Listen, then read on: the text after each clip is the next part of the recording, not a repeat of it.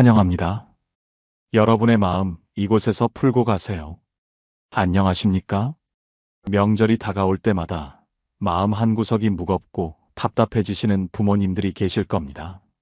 오늘은 바로 그런 마음을 가지고 계신 여러분들을 위해 이 이야기를 준비했습니다. 며칠 전 한 어머님이 제게 이런 말씀을 하셨습니다.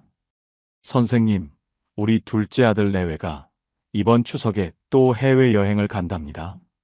작년에도 그랬고 올해도 똑같네요. 차례상 준비하고 성묘 갈 생각은 안 하고 그 돈으로 해외나 다니고 정말 속이 상합니다. 이 어머님의 목소리에는 서운함과 함께 깊은 상실감이 묻어났습니다. 여러분도 혹시 이런 경험이 있으십니까? 명절 한 달 전부터 설레는 마음으로 장을 보고 차례상을 준비하고 자녀들이 올방을 정리하며 기다렸는데 정작 자녀들로부터 돌아오는 답은 엄마, 우리 이번에는 해외 좀 다녀올게요. 또는 아버지, 이번에는 집에서 쉬려고요. 라는 말일 때의 그 허탈감 말입니다. 통계청 자료에 따르면 2024년 추석 연휴 기간 동안 해외여행을 떠난 한국인이 역대 최고치를 기록했다고 합니다. 특히 30대에서 40대의 해외 출국률이 급증했다고 하니 이는 단순한 우연이 아닌 시대적 변화의 신호입니다. 그런데 정말 우리 자녀들이 부모를 사랑하지 않아서 효도하지 않으려고 해서 이런 선택을 하는 것일까요? 아니면 우리가 모르는 다른 이유가 있는 것일까요? 오늘 이 시간을 통해 우리는 자녀 세대의 마음을 들여다보고 그들이 왜 이런 선택을 하게 되었는지 깊이 있게 살펴보겠습니다. 그리고 더 중요한 것은 이러한 변화 속에서 우리 부모 세대가 어떤 마음가짐을 가져야 할지에 대해 함께 고민해 보겠습니다. 오늘 주제가 마음에 드신다면 구독과 좋아요 눌러주세요. 여러분의 마음을 안아주는 좋은 컨텐츠로 보답하겠습니다. 자, 그럼 먼저 가장 현실적이고 직접적인 이유부터 살펴보겠습니다. 첫 번째는 바로 과도한 명절 노동과 그로 인한 갈등을 피하려는 마음입니다. 여러분, 솔직히 생각해 보십시오. 우리가 어렸을 때의 명절과 지금의 명절이 똑같습니까? 예전에는 온 동네가, 온 가족이 함께 준비했습니다. 큰 며느리, 작은 며느리, 시누이들이 모두 모여서 각자 역할을 나누어 했죠. 하지만 지금은 어떻습니까? 요즘 며느리들은 대부분 직장을 다닙니다. 월요일부터 금요일까지 회사에서 일하고, 토요일에는 아이들 학원 스케줄을 관리하고, 일요일에는 밀린 집안일을 처리합니다. 그런데 명절이 되면 갑자기 조선시대 며느리가 되어야 합니다. 한 며느리의 실제 경험을 들어보겠습니다. 시어머님께서는 차례상은 전통이니까 제대로 차려야 한다고 하시면서 나물 9가지, 전 5가지, 탕 3가지를 준비하라고 하세요. 그런데 정작 준비는 저 혼자 해야 해요. 형님 가족은 바쁘다, 애들이 어리다는 핑계로 안 와요. 남편은 내가 뭘 도와줄까? 라고 말은 하지만 실제로는 TV 보고 있거나 친구들과 술 마시러 나가요. 독일의 철학자 쇼펜하우어는 이런 말을 했습니다. 타인을 위한 희생이 의무가 될 때 그것은 사랑이 아니라 굴레가 된다. 정확히 이런 상황입니다. 며느리에게 명절 준비가 사랑의 표현이 아니라 반드시 해야 하는 의무가 되어버린 순간 그것은 더 이상 기쁨이 아닌 고통이 됩니다. 그리고 여기에는 보이지 않는 갈등의 구조가 있습니다. 시어머니는 내가 며느리였을 때는 이보다 더 많이 했다라고 생각하시고 며느리는 왜 나만 이 모든 일을 해야 하나라고 생각합니다. 이 둘 사이에서 남편은 어정쩡한 위치에 서 있죠. 더 심각한 것은 사위의 경우입니다. 사위는 아예 손님 대우를 받습니다. 그런데 그 손님 대우가 오히려 부담스럽습니다. 사위는 100년 손님이라는 말이 있지만 요즘 사위들에게는 100년 동안 눈치를 봐야 하는 사람이라는 의미로 다가옵니다. 한 사위는 이렇게 말했습니다. 장인어른께서 술을 권하시는데 거절할 수도 없고 바다 마시자니 차로 왔는데 어쩌나 싶고, 정치 이야기가 나오면 제 생각과 다르더라도 맞장구를 쳐야 하고, 정말 하루 종일 긴장해야 합니다. 이런 상황에서 명절은 가족이 모이는 즐거운 시간이 아니라 살아남기 위해 버텨야 하는 시간이 되어버렸습니다. 그러니 자녀들이 차라리 해외여행이나 가자고 생각하는 것이 그렇게 이상한 일일까요? 심리학자들은 이를 회피형 대처라고 부릅니다. 스트레스 상황에서 그 상황 자체를 피하려는 심리적 반응이죠.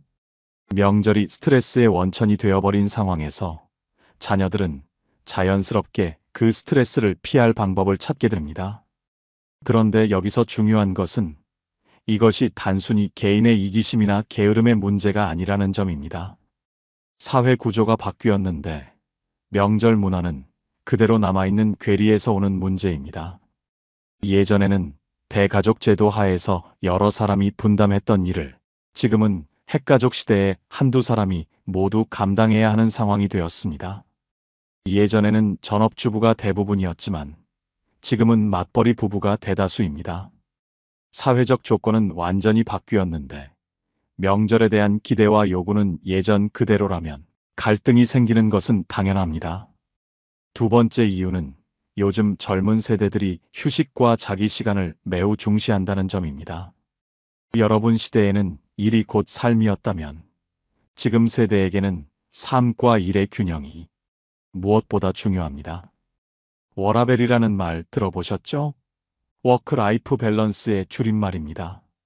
일과 삶의 균형을 맞추는 것을 말하는데 이는 요즘 젊은 세대의 핵심 가치관 중 하나입니다. 한국직장인연구소에서 실시한 설문조사에 따르면 30대에서 40대 직장인의 78%가 연휴는 휴식을 위한 시간이라고 답했습니다. 반면 연휴는 가족과 시간을 보내는 것이라고 답한 비율은 34%에 불과했습니다. 이런 변화가 생긴 배경을 살펴보겠습니다. 현재 30대에서 40대는 IMF 외환위기 이후 극심한 경쟁 사회에서 자라난 세대입니다.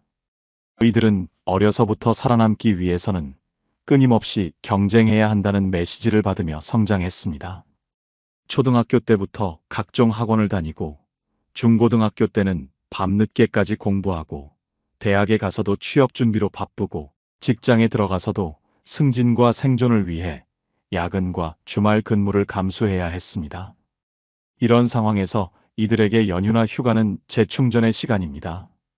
마치 핸드폰 배터리가 떨어졌을 때 충전기에 꽂듯이 정신적, 육체적 에너지를 회복하는 절대적으로 필요한 시간인 것입니다. 그런데 명절에 집에 가면 어떻게 됩니까? 오히려 더 피곤해집니다. 새벽부터 일어나서 차례 음식을 준비하고 하루 종일 친척들과 인사하고 아이들 돌보고 설거지하고 집에 돌아와서는 휴가가 더 피곤했다는 말이 나올 정도입니다. 아리스토텔레스는 행복은 활동이 아니라 상태이다 라고 했습니다. 진정한 행복은 바쁘게 무언가를 하는 것이 아니라 마음이 평온하고 안정된 상태에서 나온다는 의미입니다. 요즘 자녀 세대에게 명절은 이런 평온한 상태와는 정반대의 경험을 제공합니다. 스트레스와 피로, 갈등과 부담감으로 가득한 시간이 되어버린 것이죠. 심리학에서는 이를 정서적 노동이라고 부릅니다. 자신의 진짜 감정을 억누르고 다른 사람이 원하는 감정을 표현해야 하는 노동을 말하는데 명절 때 자녀들이 경험하는 것이 바로 이런 정서적 노동입니다. 예를 들어 며느리는 시어머니가 준비한 음식이 입맛에 맞지 않더라도 맛있다고 말해야 하고 사위는 장인어른의 정치적 견해가 다르더라도 그렇습니다라고 맞장구를 쳐야 합니다. 이런 정서적 노동은 상당한 심리적 에너지를 소모시킵니다. 미국의 심리학자 엘리 러셀 혼슈아이머의 연구에 따르면 정서적 노동을 많이 하는 사람들은 그렇지 않은 사람들에 비해 번아웃 증상을 더 많이 경험하고 회복에도 더 오랜 시간이 걸린다고 합니다. 그래서 자녀들은 차라리 여행을 가서 진짜로 쉬자라고 생각하게 됩니다. 여행지에서는 누구에게 눈치를 볼 필요도 없고 하고 싶은 것을 하면 되고, 먹고 싶은 것을 먹으면 되니까요. 또한 이들은 자기 관리에 대한 관심이 매우 높습니다. 요가나 명상, 독서, 운동 등을 통해 자신만의 시간을 갖는 것을 중요하게 생각합니다. 이런 활동들은 정신 건강과 삶의 질을 높이는데 도움이 된다고 믿고 있죠. 한 30대 직장인은 이렇게 말했습니다. 1년에 몇 번 안 되는 연휴인데 그 시간을 진짜로 나를 위해 쓰고 싶어요. 책도 읽고 영화도 보고 좋아하는 카페에서 커피도 마시고 이런 시간이 있어야 다시 일할 힘이 생기거든요. 세 번째 이유는 여행과 경험 소비가 이들 세대의 새로운 행복 기준이 되었다는 점입니다.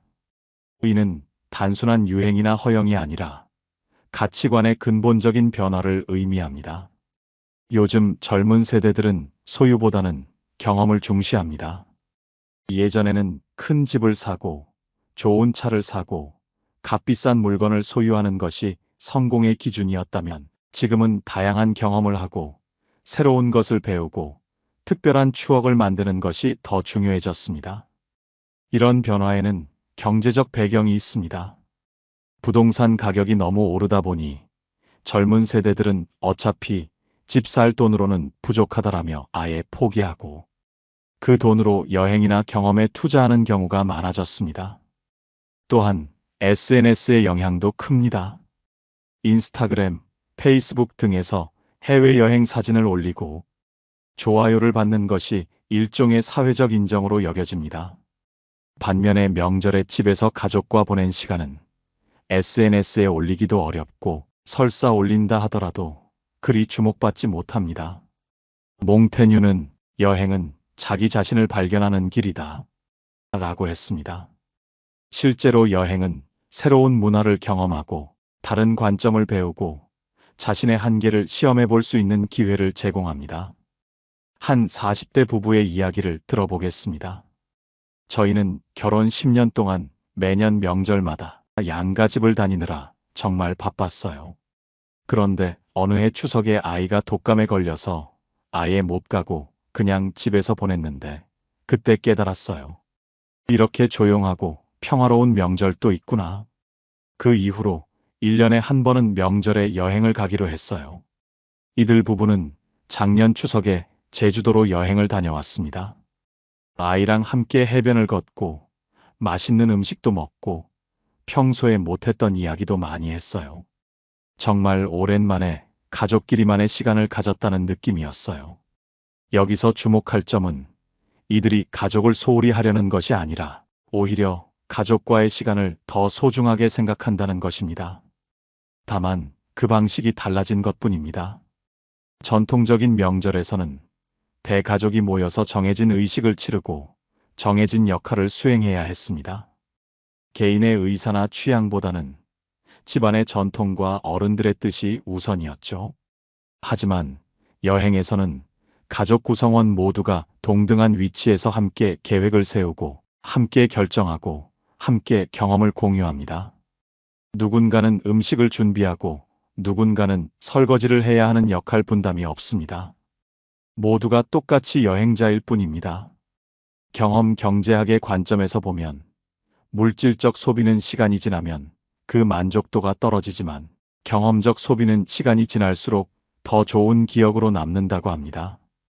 10년 전에 산 비싼 옷은 이제 유행이 지났지만 10년 전 가족과 함께 다녀온 여행은 여전히 소중한 추억으로 남아있는 것처럼 말이죠. 또한 여행은 아이들에게도 교육적 효과가 큽니다. 다른 문화를 직접 체험하고 다양한 사람들을 만나고 새로운 환경에 적응하는 경험은 책으로는 배울 수 없는 소중한 학습입니다. 한 학부모는 이렇게 말했습니다. 아이가 외국에 가서 영어로 주문하고 길을 물어보고 현지 아이들과 놀면서 자신감이 많이 늘었어요. 이런 경험은 집에서 친척들과 윷놀이하는 것보다 훨씬 값진 것 같아요. 네 번째 이유는 부모와의 관계에서 오는 긴장과 갈등입니다. 이는 가장 민감하고 복잡한 문제이기도 합니다. 현재의 부모 세대 60대에서 70대와 자녀 세대 30대에서 40대는 완전히 다른 시대를 살아왔습니다. 부모 세대는 가난했던 시절을 경험하며 가족이 함께 뭉쳐야 살 수 있다는 집단주의적 가치관을 갖고 계시고, 자녀 세대는 경제적으로 풍요로운 시대에 자라며 개인의 행복과 자유가 중요하다는 개인주의적 가치관을 갖고 있습니다. 이런 가치관의 차이는 명절 때 여러 형태로 표출됩니다. 부모님은 자식이라면 당연히 명절에는 집에 와야 한다라고 생각하시고, 자녀들은 명절을 어떻게 보낼지는 개인의 선택이라고 생각합니다. 더 구체적인 갈등 상황들을 살펴보겠습니다. 첫째, 며느리와 시어머니 간의 갈등입니다. 시어머니는 며느리라면 시댁 일을 당연히 도와야 한다라고 생각하시지만, 며느리는 나도 직장인인데 왜 나만 모든 일을 해야 하나라고 생각합니다. 특히 음식 준비, 상 차리기, 설거지 등의 일이 자연스럽게 며느리의 몫이 되는 것에 대해 불만을 갖습니다. 한 며느리는 이렇게 토로했습니다. 시어머님은 우리 집 며느리는 정말 잘한다고 다른 사람들 앞에서 칭찬해 주시는데 그게 오히려 부담스러워요. 칭찬받기 위해 며느리 노릇을 하는 것 같아서 속이 편하지 않거든요. 둘째, 사위와 장인어른 간의 관계입니다.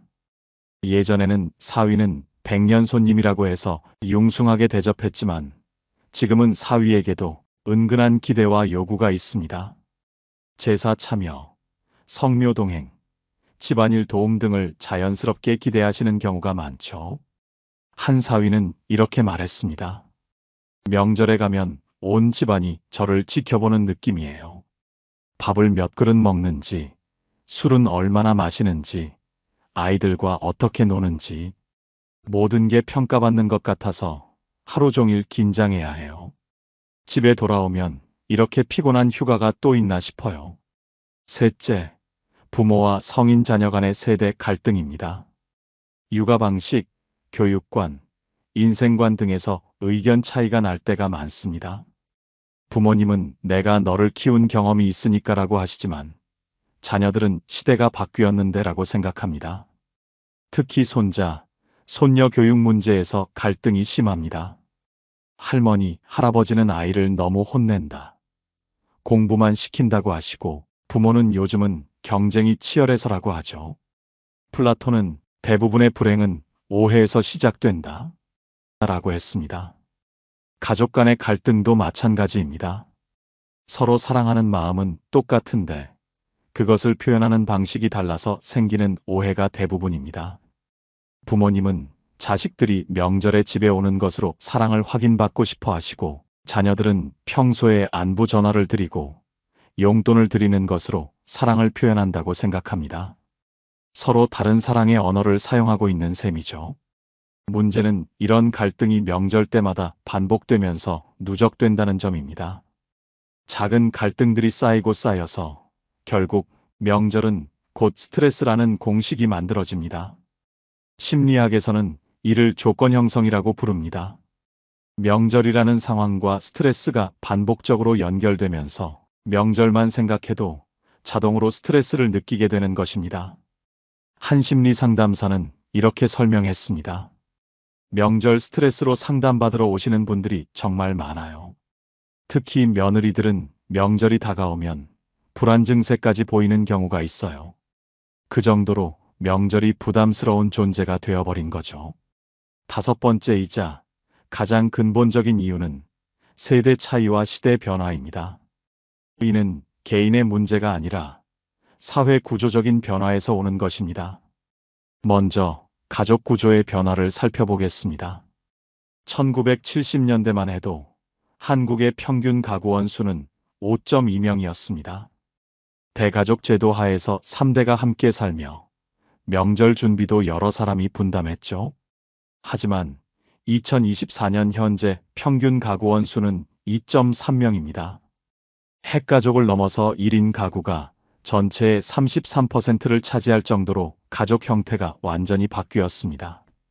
이런 변화는 명절 문화에도 큰 영향을 미쳤습니다.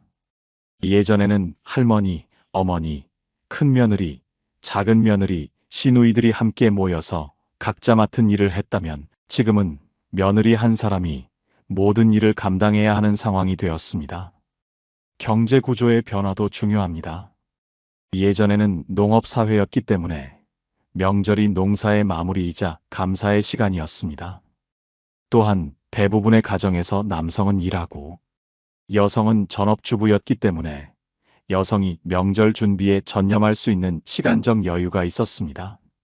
하지만 지금은 산업사회를 넘어 정보화 사회로 변했고 맞벌이 부부가 대다수입니다. 통계청 자료에 따르면 2024년 현재 기혼 여성의 경제활동 참가율이 58.4%에 달합니다. 절반 이상의 기혼 여성이 직장을 다니고 있는 것입니다. 이런 상황에서 예전과 똑같은 방식으로 명절을 치르려고 하면 무리가 생길 수밖에 없습니다. 시간도 부족하고 체력도 부족하고 정신적 여유도 부족합니다. 가치관의 변화도 빼놓을 수 없습니다. 부모 세대가 자라난 시대에는 집단주의가 주된 가치관이었습니다. 개인보다는 가족이, 가족보다는 조상이 우선이라는 생각이 당연했죠. 하지만 자녀 세대가 자라난 시대에는 개인주의가 주된 가치관입니다. 개인의 행복과 자유가 무엇보다 중요하다라는 생각이 자연스럽습니다. 공자는 얘는 시대에 맞게 바뀌어야 한다 라고 했습니다. 전통이 소중하다고 해서 시대의 변화를 무시하고 고집할 수는 없다는 의미입니다. 명절 문화도 마찬가지입니다. 조상을 기리고 가족이 모인다는 본질은 유지하되 그 방식은 시대에 맞게 변해야 합니다. 또한 정보화의 영향도 큽니다. 예전에는 명절이 가족들이 서로 안부를 확인하고 소식을 전하는 거의 유일한 기회였습니다. 전화도 비쌌고 교통도 불편했으니까요. 하지만 지금은 언제든지 영상통화로 얼굴을 보며 대화할 수 있고 SNS로 일상을 공유할 수 있습니다. 한 30대 딸은 이렇게 말했습니다. 어머니와 거의 매일 카카오톡으로 안부를 주고받아요. 아이 사진도 실시간으로 보내드리고 영상통화도 자주 해요. 그런데 명절이라고 해서 굳이 집에 가야만 효도하는 건 아니잖아요. 소득 수준의 변화도 중요한 요소입니다.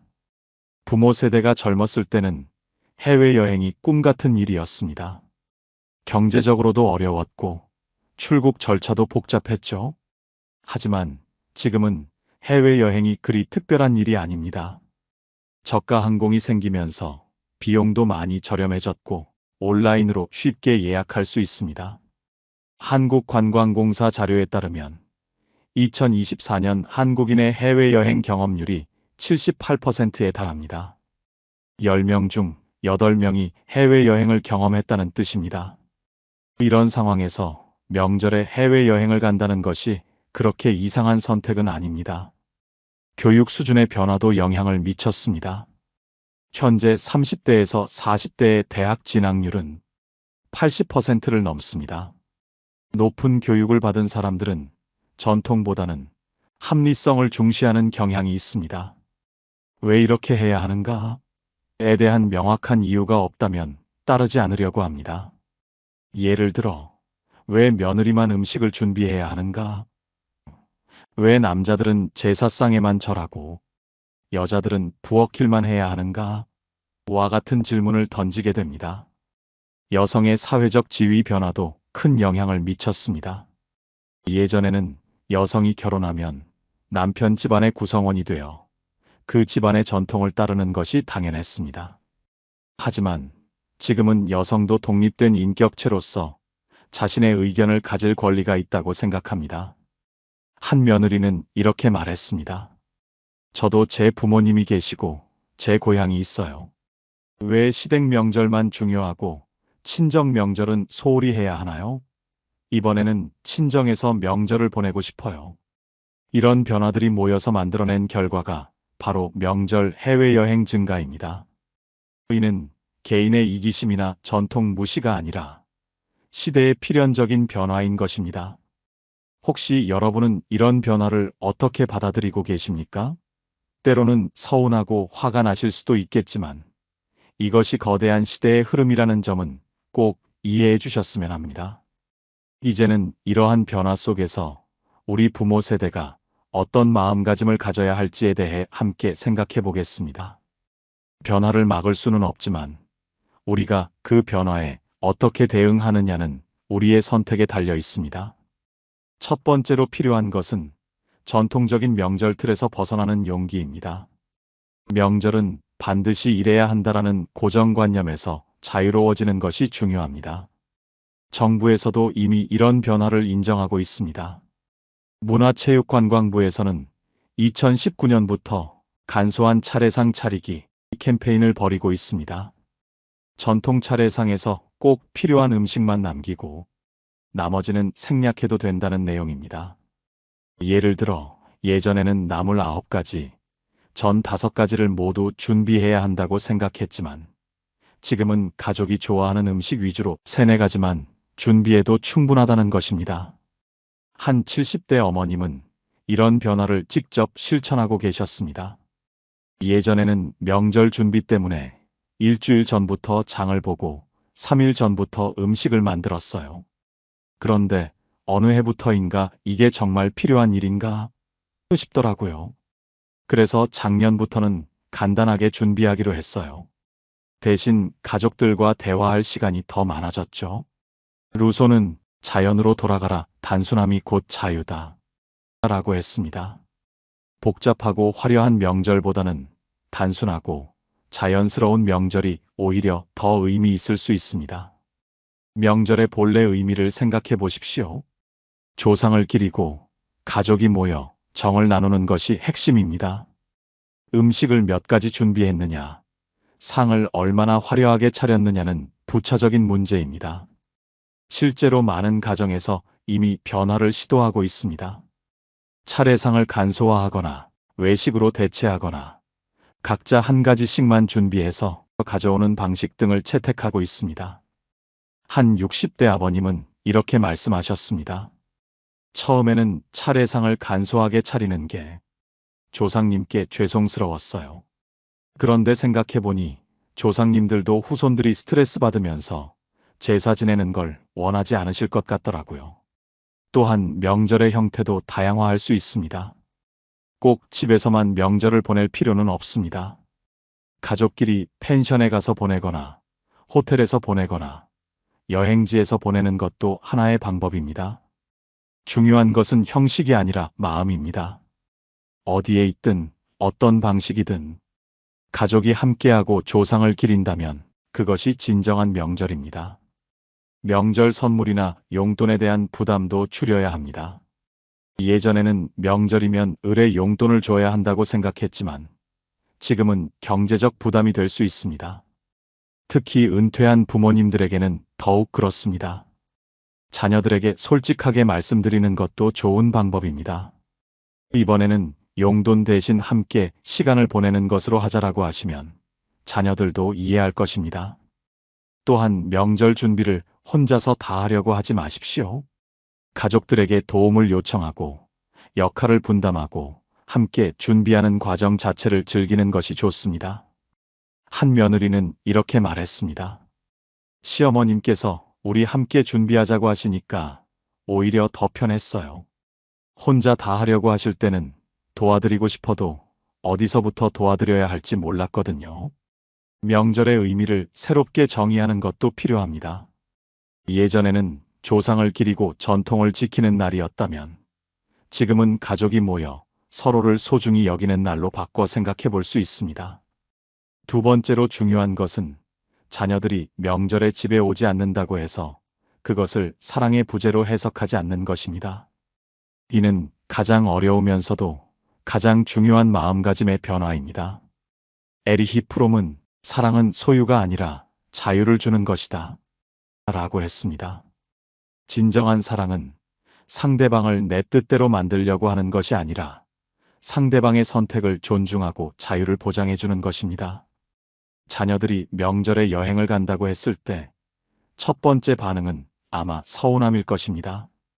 우리보다 여행이 더 좋다는 말인가? 가족보다 개인 즐거움이 더 중요한가? 라는 생각이 들 수 있습니다. 하지만 조금 다른 관점에서 생각해 보면 어떨까요? 자녀들이 여행을 통해 스트레스를 해소하고 재충전하고 행복을 찾는다면 그것도 부모로서 기뻐할 일이 아닐까요? 한 60대 어머님의 깨달음을 들어보겠습니다. 처음에는 아들 내외가 명절에 여행을 간다고 했을 때 정말 서운했어요. 그런데 여행을 다녀온 후 아들이 전화를 걸어서 엄마, 정말 잘 쉬었다? 이제 다시 일할 힘이 생겼다고 하는 목소리를 들으니까 오히려 뿌듯하더라고요. 내 아들이 행복하구나 싶어서요.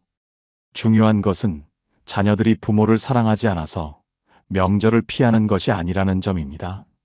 오히려 자신들의 정신적, 육체적 건강을 위해 필요한 선택을 하는 것일 수 있습니다. 심리학에서는 이를 자기돌봄이라고 부릅니다. 자신의 감정과 욕구를 알아차리고 자신에게 필요한 것을 제공하는 능력을 말합니다. 이는 성숙한 어른이 되기 위해 꼭 필요한 능력입니다. 자녀들이 이번 명절에는 쉬고 싶다고 말한다면 그것은 자신의 한계를 인정하고 적절한 대처를 하려는 성숙한 태도일 수 있습니다. 부모로서는 그런 자녀의 판단을 믿고 지지해주는 것이 진정한 사랑입니다. 또한 사랑의 표현 방식이 다를 수 있다는 점도 이해해야 합니다. 부모 세대에게는 집에 오는 것이 사랑의 표현이지만 자녀 세대에게는 평소에 안부를 묻고 필요할 때 도움을 주는 것이 사랑의 표현일 수 있습니다. 한 70대 아버님은 이렇게 말씀하셨습니다. 딸이 명절에는 못 와도 내가 아플 때마다 병원에 데려다 주고 평소에도 자주 전화해서 안부를 물어봐요. 이것도 효도 아닌가요? 실제로 요즘 젊은 세대들은 명절이 아닌 평소에 부모님께 더 많은 관심을 보입니다. 정기적으로 안부 전화를 드리고 건강검진을 받으라고 권하고 필요한 물건들을 사드리고 여행이나 취미 활동을 지원해드리기도 합니다. 이런 일상적인 관심과 배려가 오히려 1년에 몇 번 하는 명절 방문보다 더 실질적인 도움이 될 수 있습니다. 그리고 자녀들이 명절에 집에 오지 않는다고 해서 가족 관계가 소원해지는 것은 아닙니다. 오히려 서로에게 부담을 주지 않는 편안한 관계가 더 지속 가능할 수 있습니다. 심리학자 존 볼비의 애착 이론에 따르면 건강한 애착 관계는 안전한 기지 역할을 합니다. 언제든 필요할 때 돌아올 수 있는 안전한 곳이 있다는 믿음이 있으면 오히려 더 자유롭게 세상을 탐험할 수 있습니다. 부모님이 자녀들에게 언제든 편하게 올 수 있는 집이 되어주신다면 자녀들은 진짜로 필요할 때 주저없이 부모님을 찾을 것입니다. 혹시 여러분은 자녀가 명절에 집에 오지 않는다고 했을 때 어떤 반응을 보이셨나요? 서운해하시기보다는 자녀의 선택을 존중하고 지지해주는 부모가 되어 보시는 것은 어떨까요? 세 번째는 가족 간의 만남 방식을 다양화하는 것입니다. 꼭 명절 당일에만 만나야 한다는 고정관념에서 벗어나서 더 유연하고 창의적인 방식으로 가족 시간을 만들어 보는 것입니다. 함석헌 선생은 사람은 이야기할 때 살아난다 라고 했습니다. 중요한 것은 언제, 어디서 만나느냐가 아니라 진심으로 소통하고 정을 나누는 것입니다. 요즘은 기술의 발달로 만남의 방식이 매우 다양해졌습니다. 영상통화를 통해 얼굴을 보며 대화할 수 있고 함께 음식을 만들어 먹는 모습을 실시간으로 공유할 수도 있습니다. 한 가족의 사례를 소개해 드리겠습니다. 이 가족은 자녀들이 각각 다른 지역에 살고 있어서 명절에 모이기가 어려웠습니다. 그래서 온라인 명절을 시작했습니다. 각자 집에서 같은 시간에 차례를 지내고 영상통화로 연결해서 함께 절을 하고 음식을 나눠 먹었습니다. 처음에는 어색했지만 점점 익숙해지면서 오히려 더 편하고 자연스러운 시간이 되었다고 합니다. 교통비도 절약되고 이동 시간도 없고 각자 편한 환경에서 가족 시간을 가질 수 있었거든요. 또 다른 방법은 명절 날짜를 조정하는 것입니다. 꼭 정해진 날에만 명절을 지낼 필요는 없습니다. 가족들의 일정을 맞춰서 다른 날에 만나는 것도 좋은 방법입니다. 한 가정에서는 매년 명절 다음 주 주말에 가족 모임을 갖습니다. 우리 가족만의 명절이라고 부르죠. 이때는 명절 음식 대신 모든 가족이 좋아하는 음식을 준비하고 딱딱한 의식보다는 편안한 대화와 게임을 즐깁니다. 이런 방식의 장점은 여러 가지입니다. 첫째, 교통비가 절약됩니다. 명절 당일에는 교통비가 평소에 두세 배로 오르지만 다른 날에는 정상가로 이용할 수 있습니다. 둘째, 스트레스가 줄어듭니다.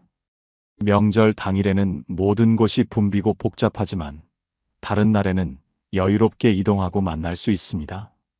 셋째, 더 진정한 시간을 보낼 수 있습니다. 명절 당일에는 여러 집을 돌아다니느라 바쁘지만 따로 시간을 잡으면 충분히 대화하고 함께 할 수 있습니다. 가족 여행을 함께 가는 것도 좋은 방법입니다. 명절에 각자 집에서 만나는 대신 모두가 좋아하는 여행지에서 만나는 것입니다. 이렇게 하면 명절의 부담은 줄이면서도 가족 시간은 늘릴 수 있습니다. 한 70대 어머님은 이런 경험을 하셨습니다. 자녀들이 명절에 집에 안 온다고 해서 섭섭했는데 대신 같이 제주도 여행을 가자고 하더라고요. 처음에는 이게 무슨 명절이냐라고 생각했는데 막상 가보니까 정말 좋았어요. 손자, 손녀들과도 더 많이 놀아주고 자녀들과도 평소에 못했던 이야기를 많이 했어요. 또한 소규모 만남을 자주 갖는 것도 좋습니다. 큰 명절에 모든 가족이 모이는 것보다 평소에 두세 명씩 소규모로 자주 만나는 것이 더 의미 있을 수 있습니다. 예를 들어 한 달에 한 번씩 돌아가면서 각 자녀 집을 방문하거나 부모님 집 근처 식당에서 한 가족씩 만나서 식사하는 것도 좋은 방법입니다. 이렇게 하면 각 가족의 상황과 취향을 더 잘 이해할 수 있고 깊이 있는 대화도 나눌 수 있습니다. 기념일을 새롭게 만드는 것도 방법입니다. 전통적인 명절 외에 가족만의 특별한 날을 정하는 것입니다. 예를 들어 부모님 결혼 기념일이나 가족 여행을 처음 간 날 등을 기념일로 정해서 매년 모이는 것입니다. 이런 방식들의 핵심은 유연성입니다. 고정된 틀에 맞추려고 하지 말고 우리 가족 상황에 맞는 방식을 찾아가는 것입니다. 네 번째는 물질적인 것보다 정신적인 교감을 중시하는 명절을 만드는 것입니다. 용돈이나 선물의 부담을 줄이고 대신 진심 어린 대화와 감사의 마음을 나누는데 집중하는 것입니다. 소크라테스는 행복은 적은 것에 만족하는 데 있다 라고 했습니다. 많은 돈을 쓰고 화려한 선물을 주고받는 것보다 서로의 마음을 진심으로 나누는 것이 더 큰 행복을 가져다 줍니다. 요즘 명절의 큰 부담 중 하나가 바로 경제적 부담입니다. 용돈, 선물, 교통비, 음식비 등을 합치면 상당한 금액이 듭니다. 특히 은퇴한 부모님들에게는 더욱 부담스러울 수 있습니다. 하지만 정말 자녀들이 원하는 것이 돈일까요? 한국소비자원에서 실시한 설문조사에 따르면 성인 자녀들이 부모님께 가장 바라는 것은 78%가 건강이었고 용돈은 12%에 불과했습니다. 자녀들은 부모님의 용돈보다는 부모님이 건강하고 행복하게 지내시는 것을 더 중요하게 생각합니다. 용돈을 주시느라 부모님이 경제적으로 어려워지거나 스트레스를 받으신다면 오히려 자녀들이 더 걱정하게 됩니다. 한 40대 아들은 이렇게 말했습니다. 아버지께서 명절마다 용돈을 주시는데 은퇴하신 후라 경제적으로 여유롭지 않으실 텐데 괜히 부담스러워요. 차라리 그 돈으로 아버지께서 좋아하시는 취미 활동을 하셨으면 좋겠어요. 대신 마음을 나누는 방법들을 시도해 보십시오. 예를 들어 손편지를 써보는 것은 어떨까요? 요즘 시대에 손으로 쓴 편지는 그 자체로 특별한 의미가 있습니다. 한 어머님이 며느리에게 쓴 편지의 내용을 소개해 드리겠습니다. 민정아, 늘 우리 가족을 위해 수고해줘서 고마워. 내가 우리 아들과 결혼해줘서 정말 감사해. 명절 준비 때문에 힘들었을 텐데 앞으로는 간단하게 하자. 내 건강이 더 중요하니까. 이 편지를 받은 며느리는 눈물을 흘리며 이런 마음을 주시는 것만으로도 충분하다고 했습니다. 감사의 말을 구체적으로 표현하는 것도 좋습니다. 고맙다는 말보다는 내가 아이들 학교 준비물 챙겨줘서 정말 도움이 되었다. 내가 우리 아버지 병원 모시고 가줘서 마음이 놓였다. 내가 명절 음식 미리 준비해줘서 얼마나 고마웠는지 몰라처럼 구체적으로 말하는 것이 더 큰 감동을 줍니다. 또한 자녀들의 노고를 인정해주는 것도 중요합니다. 요즘 회사 일이 많이 힘들지? 아이들 키우느라 고생이 많다처럼 자녀들의 상황을 이해하고 공감해주는 말 한마디가 큰 힘이 됩니다. 가족 사진을 함께 보면서 추억을 나누는 것도 의미 있는 시간입니다. 요즘은 대부분 핸드폰에 사진을 저장하지만 가끔은 인화해서 앨범으로 만들어 보는 것도 좋습니다. 한 70대 아버님은 매년 명절마다 가족 앨범을 만드셔서 자녀들에게 나눠주십니다. 올해 우리 가족이 함께한 순간들이라는 제목으로 1년 동안 찍은 가족 사진들을 모아서 앨범으로 만드는 것입니다. 자녀들은 이 앨범을 받을 때마다 감동한다고 합니다. 요리를 함께하는 것도 좋은 방법입니다. 명절 음식을 혼자서 준비하지 말고 가족들과 함께 만들어 보는 것입니다. 이 과정에서 자연스럽게 대화가 이어지고 함께 무언가를 만들어가는 즐거움을 느낄 수 있습니다. 한 며느리는 이렇게 말했습니다. 시어머님께서 너희들도 김치 담그는 법 배워야 하지 않겠니? 라고 하시면서 함께 김치를 담갔어요. 처음에는 서툴렀지만 시어머님께서 하나하나 가르쳐 주시면서 이야기도 많이 나눴어요. 그때가 시어머님과 가장 가까워진 시간이었어요. 이야기 나누기에 집중하는 것도 중요합니다. TV를 끄고 핸드폰을 내려놓고 서로의 얼굴을 보며 진솔한 대화를 나누는 시간을 만들어 보십시오. 예를 들어, 요즘 가장 기뻤던 일이 뭐야? 올해 가장 보람 있었던 일은? 앞으로 해보고 싶은 일이 있니? 같은 질문으로 대화를 시작해 보세요. 또한 가족의 역사를 기록하고 전달하는 것도 의미 있는 일입니다. 부모님의 어린 시절 이야기, 부모님이 어떻게 만나서 결혼하게 되었는지, 자녀들이 어렸을 때의 추억 등을 들려주는 것입니다. 한 할아버님은 매년 명절마다 손자, 손녀들에게 우리 집안 이야기를 들려주십니다. 증조 할아버지 시대부터 시작해서 지금까지의 가족사를 재미있게 이야기해 주시는 것입니다. 아이들은 이 시간을 무척 좋아한다고 합니다. 봉사활동을 함께하는 것도 좋은 방법입니다. 명절에 혼자 있는 이웃을 위해 음식을 나눠드리거나 복지시설을 방문하는 등의 활동을 가족이 함께하는 것입니다. 이런 활동을 통해 나눔의 기쁨을 함께 느끼고 감사한 마음을 갖게 되며 가족의 유대감도 더욱 깊어집니다. 5번째이자 마지막으로 설사 자녀들이 명절에 오지 않더라도 스스로 의미 있는 시간을 만들어가는 방법에 대해 이야기해 보겠습니다. 빅터 프랭클은 삶은 언제나 의미를 찾을 수 있다 라고 했습니다. 외부 상황이 어떻든 관계없이 우리는 언제나 우리 삶에 의미를 부여할 수 있는 능력을 갖고 있습니다. 명절에 혼자 있게 되었을 때 가장 중요한 것은 외로움과 고독의 차이를 아는 것입니다. 외로움은 다른 사람이 없어서 느끼는 결핍감이지만 고독은 자신과 마주하는 소중한 시간입니다. 한 70대 어머님의 경험을 들어보겠습니다. 처음에 자녀들이 모두 명절에 여행을 간다고 했을 때는 정말 서운하고 외로웠어요. 그런데 막상 혼자 있어 보니까 이런 시간도 나쁘지 않더라고요. 평소에는 할 수 없었던 독서도 하고, 좋아하는 음악도 듣고, 오랫동안 미뤄뒀던 정리도 하고, 나 자신을 위한 시간이 생긴 거죠. 혼자만의 명절을 보내는 방법들을 소개해 드리겠습니다. 첫째, 자신만의 의식을 만들어 보세요. 간단하게 차례상을 차려서 조상님께 인사드리고 가족들의 안녕을 빌어보는 것입니다. 혼자라고 해서 의미가 없어지는 것은 아닙니다. 둘째, 평소에 하고 싶었던 일을 해보세요. 책 읽기, 영화 보기, 그림 그리기, 정원 가꾸기 등 평소에 시간이 없어서 못했던 취미 활동을 해보는 것입니다. 한 어르신은 명절에 혼자 있는 시간을 이용해서 그동안 찍어둔 사진들을 정리하셨습니다. 사진을 하나하나 보면서 그때그때의 추억을 떠올리니까 혼자 있어도 전혀 외롭지 않았어요. 오히려 행복했어요. 셋째, 새로운 사람들과의 만남을 만들어 보세요. 평소에 알고 지내던 이웃이나 친구들 중에도 명절에 혼자 있는 분들이 있을 것입니다. 그런 분들과 함께 시간을 보내는 것도 좋은 방법입니다.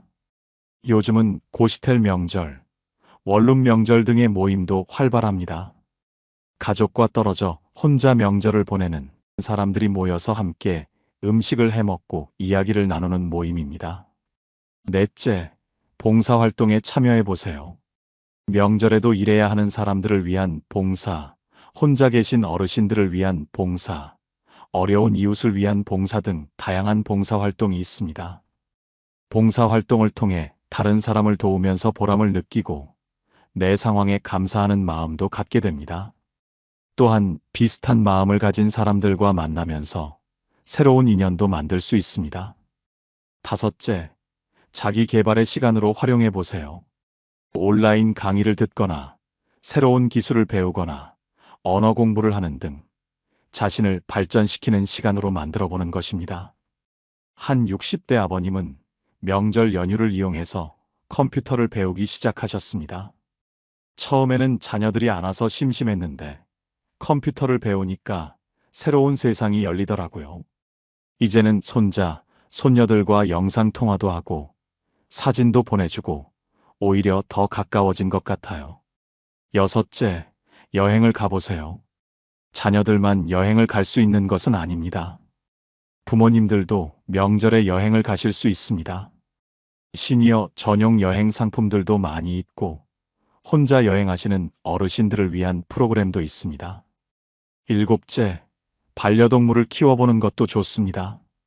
강아지나 고양이 같은 반려동물이 있으면 외로움을 덜 느끼고 돌봄의 즐거움도 느낄 수 있습니다. 여덟째, 일기나 회고록을 써보세요. 자신의 인생을 되돌아보고 감사했던 일들을 기록하고 앞으로의 계획을 세워보는 것입니다. 이런 과정을 통해 자신의 삶의 의미를 다시 발견할 수 있습니다. 중요한 것은 혼자 있는 시간을 버려진 시간이 아니라 온전히 나를 위한 시간으로 인식하는 것입니다. 다른 사람을 위해 신경 쓸 필요 없이 순전히 자신이 하고 싶은 것을 할 수 있는 자유로운 시간인 것입니다. 또한 혼자 있는 것이 일시적인 상황임을 기억하는 것도 중요합니다. 자녀들이 영원히 오지 않는 것이 아니라 지금은 각자의 삶을 살아가느라 바쁠 뿐입니다. 언젠가는 다시 함께할 시간이 올 것입니다. 혹시 여러분도 이번 명절에 혼자 보내게 되신다면 외로워하지 마시고 이 시간을 자신을 위한 선물로 생각해 보세요. 어떤 의미 있는 일을 하며 보내고 싶으신가요? 지금까지 긴 시간 동안 함께 생각해 보았습니다. 자녀들이 왜 명절을 피하는지, 그리고 우리 부모 세대가 어떤 마음가짐을 가져야 하는지에 대해서 말입니다. 결론적으로 말씀드리면 자녀들이 부모를 버린 것이 아니라 세상이 바뀐 것입니다. 가족의 형태도, 사회의 구조도, 사람들의 가치관도 모든 것이 변했습니다. 그런데 명절 문화만 예전 그대로 유지하려고 하니까 갈등이 생기는 것입니다. 하지만 변하지 않는 것이 있습니다.